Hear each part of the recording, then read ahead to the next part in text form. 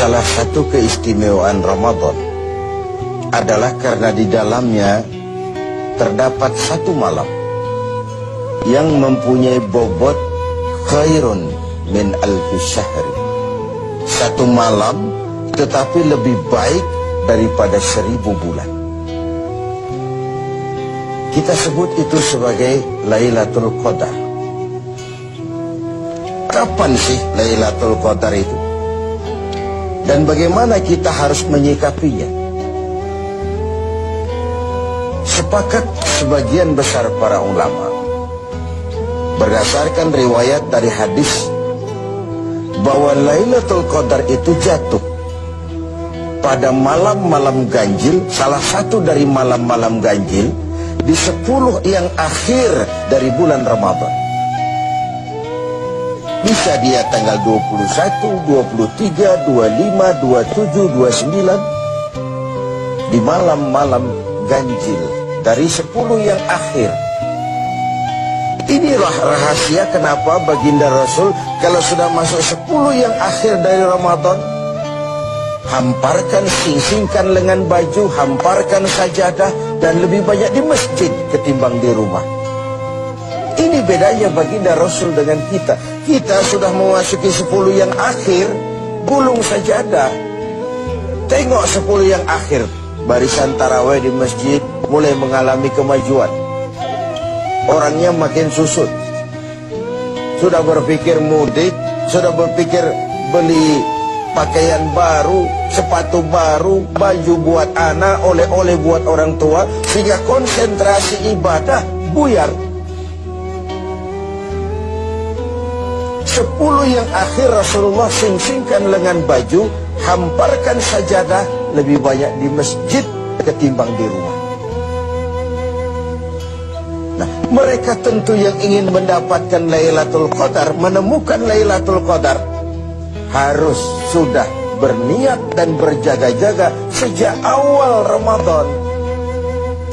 Jadi tidak bisa pakai ilmu untung-untungan. 20 Ramadan tidak tarawih, 21 berangkat ke masjid, 22 libur lagi, 23 masuk. Kenapa? Wah, ini malam ganjil. Tidak seperti itu moralitasnya. Dia berjaga-jaga sejak awal Ramadan untuk mendapatkan Lailatul Qadar ini.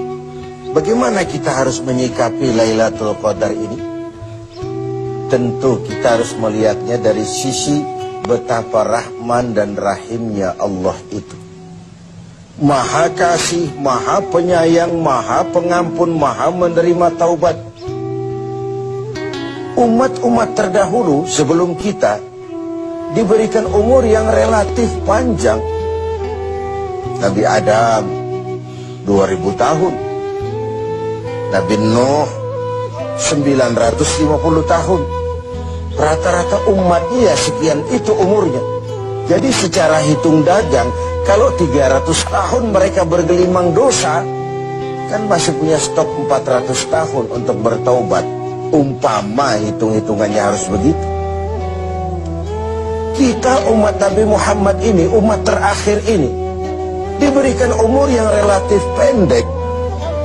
Bahkan kalau mencontoh kepada Rasul, 63 tahun beliau wafat meninggalkan kita semua. 63 tahun.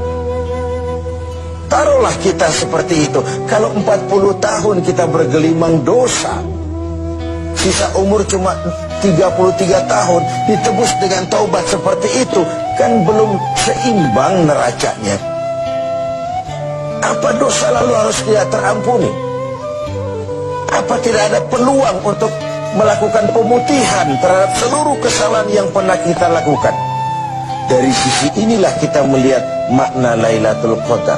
Allah yang maha pengasih, Allah yang maha penyayang, seakan tidak langsung saja bilang, "Hai umat Islam, sekalipun umurmu relatif pendek, kau jangan pesimis, kau jangan skeptis. Sekalipun begitu banyak kesalahan kau lakukan, dosa kau tumpuk, dan umurmu relatif pendek, jangan sedih.